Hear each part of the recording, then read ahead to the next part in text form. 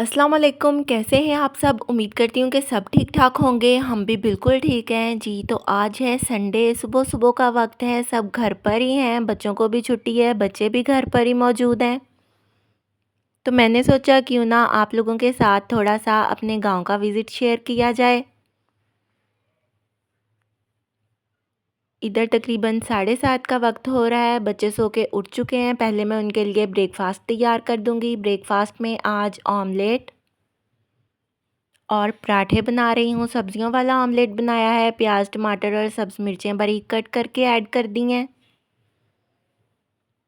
और थोड़े से खुश्क मसाले, नमक मिर्च, मिक्स गरम मसाला, धनिया पाउडर, ज़ीरा पाउडर वगैरह ऐड कर दिया है। इनको थोड़ा सा भून के अब इसमें एग्स शामिल कर दिए हैं।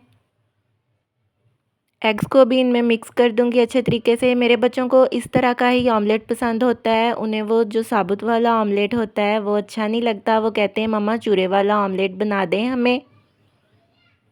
ऑमलेट बनाने के बाद मैंने पराठे भी बना लिए हैं। गैस कम हो चुकी है।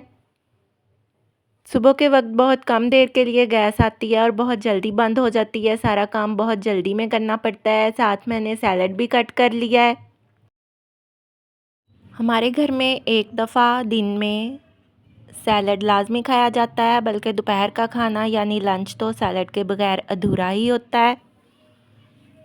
इधर मेरी बेटी के दांत में बहुत शदीद दर्द था, उसके लिए मैं एप्पल क्रश कर रही हूँ। वो कह रही थी एप्पल खाना है, लेकिन उससे ऐसे साबुत एप्पल खाया नहीं जा रहा था। फिर मैंने उसे क्रश करके दे दिया है। उसके कुछ दूध के दांत निकल के नए आ चुके हैं, लेकिन कुछ अभी हिल रहे हैं। वो निकलेंगे तो फिर नए आएंगे, इसलिए उसके दांतों में दर्द है जी। इधर हम कहीं जा रहे थे तो मैंने सोचा आप लोगों के साथ थोड़ा सा अपने गांव के खेतों का वीडियो भी शेयर कर देती हूँ। गांव के घर सारे एक साइड पे हैं और ये खेत गांव की बैक साइड पे हैं। जहाँ गांव का घरों वाला एरिया है उसमें और शहर में तो कोई फ़र्क ही नहीं है बिल्कुल भी। बहुत अच्छे घर हैं, बिल्कुल ऐसे ही लगता है जैसे शहर में रह रहे होते हैं हम। और ये हमारे गांव की खेतों वाली साइड है। ये बहुत हरे भरे और बड़े खूबसूरत से खेत हैं। बहुत अच्छा लगता है यहाँ आके। मेरी मानो यहाँ आके बहुत खुश होती है। बड़ी ठंडी ठंडी सी हवा चल रही थी और इतना पुरसकून सा माहौल था। सिर्फ परिंदों की आवाज़ें आ रही थीं और किसी किस्म का कोई भी शोर सुनाई नहीं दे रहा था, ना कोई ट्रैफिक का शोर था। बड़ा अच्छा सा माहौल था और गर्मी भी बहुत कम हो चुकी है, बल्कि गर्मी ख़त्म ही हो चुकी है। अब सब बिल्कुल नहीं होता, ठंडी ठंडी सी हवा चलती रहती है कुछ दिनों से। ये जो 2-3 बारिशें हुई हैं इनसे मौसम काफ़ी चेंज हो गया है।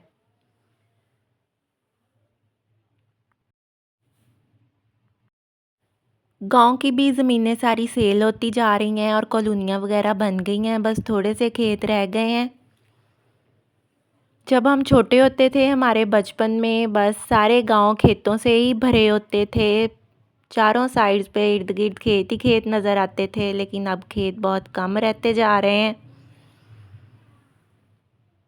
इधर भी इन खेतों के इर्द गिर्द सारे कॉलोनियाँ वगैरह बन गई हैं। मेरी छोटी बेटी तो इधर आके इतनी खुश होती है, वो तो यहाँ से जाती ही नहीं है। हम उसे ज़बरदस्ती लेके जा रहे थे, लेकिन वो ज़िद कर रही थी और रो रही थी कि मैंने नहीं जाना, यहाँ ही रहना है। इधर एक साइड पे भैंसें भी बंधी हुई हैं। ये काफ़ी बड़ा बोर्ड का दरख्त लगा हुआ है और इसकी छाँव में भैंसें बांधी हुई हैं। बोर्ड का दरख्त काफ़ी बड़ा होता है और इसकी छाँव बड़ी घनी और ठंडी होती है। जहाँ गांव की आबादी है, घर वगैरह बने हुए हैं, वहाँ तो पता ही नहीं चलता कि हम गांव में रह रहे हैं या शहर में। बिल्कुल गांव में और शहर में कोई फ़र्क ही नहीं है। लेकिन जब इधर खेतों वाली साइड में आते हैं तो यहाँ आके बिल्कुल गांव वाली फीलिंग आती है और बहुत अच्छा लगता है।